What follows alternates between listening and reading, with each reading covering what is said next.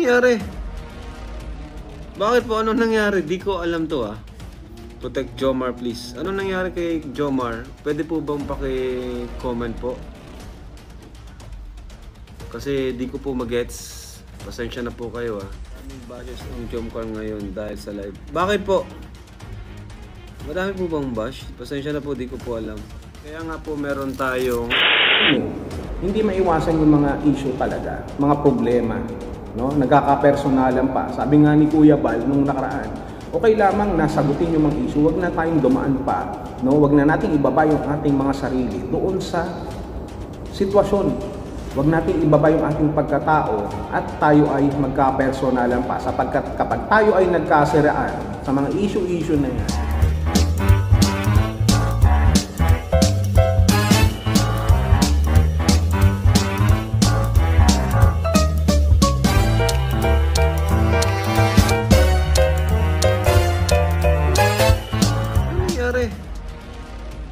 bakit po? Ano nangyari? Di ko alam to ah. Protect Jomar please. Ano nangyari kay Jomar? Pwede po bang paki-comment po? Kasi di ko po magets.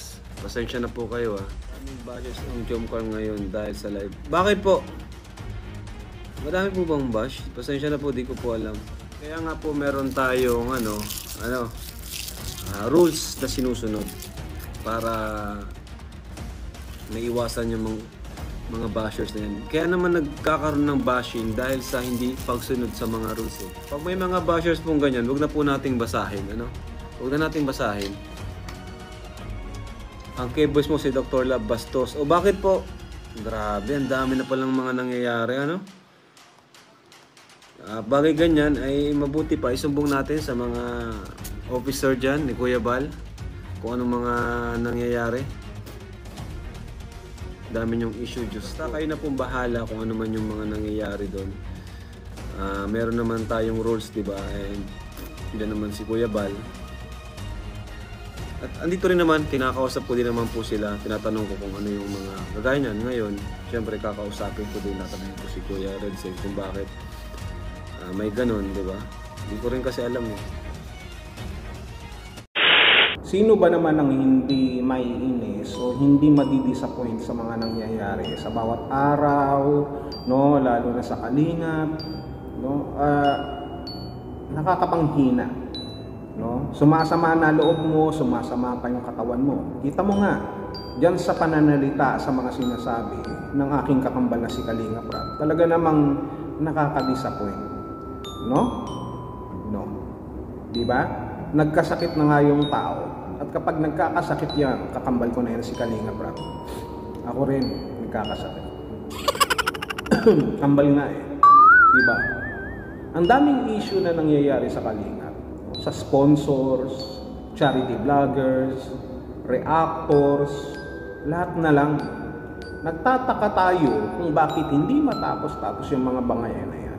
Hindi matapos-tapos yung mga patot sa dahan na yan, parinigan, mga reaksyon, mga sagutan.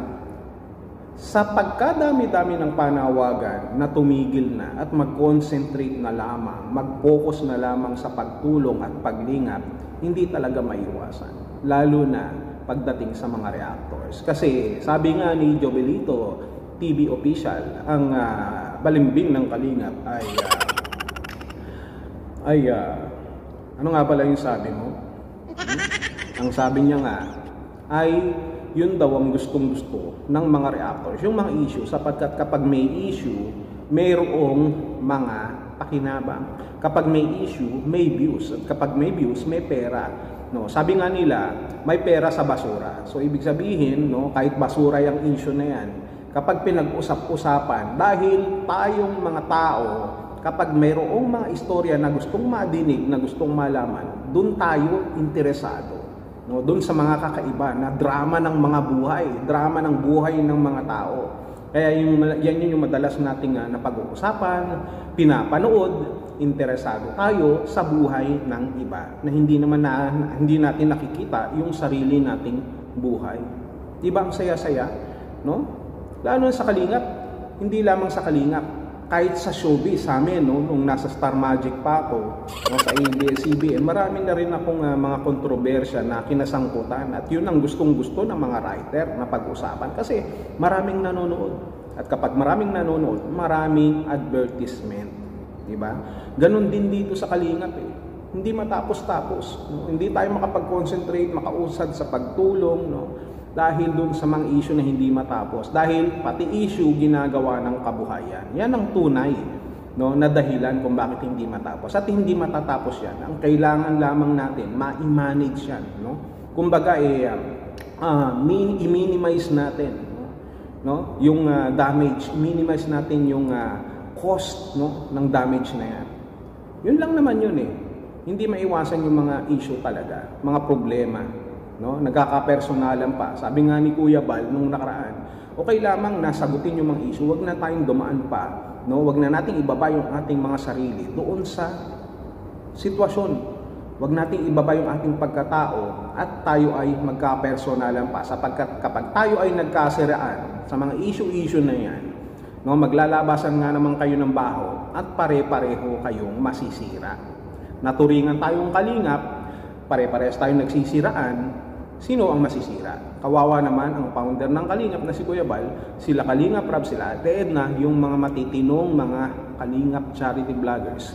Kung ganun lang din naman ang ating gagawin sa araw-araw. Di ba? Hindi ba kayo nagtataka? Kada magtatapos ng buwan, kada malapit ng sumahod sa YouTube, tsaka nagkakaroon ng mga issue. Bakit? Kasi hinahabol nga nila yung cut-off ng sahod ng YouTube. Kaya kapag may issue, madalas bago mag-21 o mag-22, kailangan makagawa sila ng reaction. Kailangan makasagot sila. Kailangan mayroong mga problema. Kailangan may mga issue. Kasi ang dami mo nga naman babayaran, no? Ang dami mo nga habulin. Merong kuryente, internet, tubig, kung nangungupahan ka, bahay, kung may kotse ka, no? Na hinuhulugan, kotse, at kung marami kang pamilya, no? Marami kang sinusuportahan ng mga anak mo. Pag-aaral pa, edukasyon, pambudget pa sa araw-araw, talaga namang overwhelming na. Saan mo kukunin yan? Kung normal lamang ang trabaho mo at hindi ka pa nakakapag-vlog, wala kang pagkukunan. Pero yung iba na mayroong nakakapag-vlog kahit pa paano, so doon sila kumikita sa mga issue. Pero wag naman masyadong garapan. Diba? Wag naman to the point na wala ka ng pakialam sa Kalingap.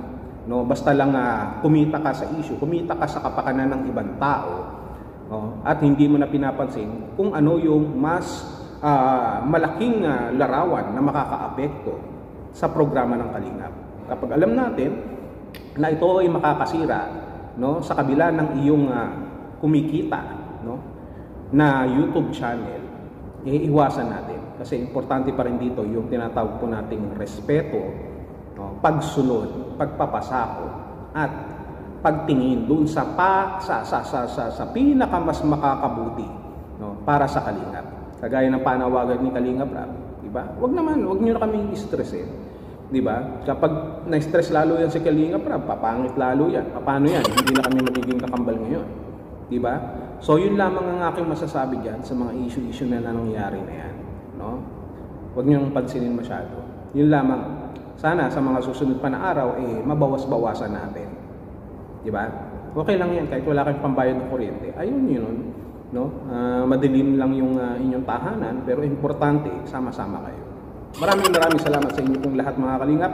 Patuloy po nating suportahan ang ating ama ng Kalingap, Kuya Bal Santos Matubang, Kalingap Rab, Ate Edna Vlogs, sila Ruel of Malalag, ang buong Kalingap Charity Vloggers, sa mga kasama po nating reactors, sa lahat ng panig ng komunidad ng Kalingap. Maraming salamat sa inyo pong lahat. Sa mga hindi pa nakakapag-subscribe, please do subscribe. Direct Noel sa YouTube channel. Alright? Ang sarap talaga mabuhay. Ang sarap maging guwapo. So, what can we say? Good morning, good evening, good day, and God bless you.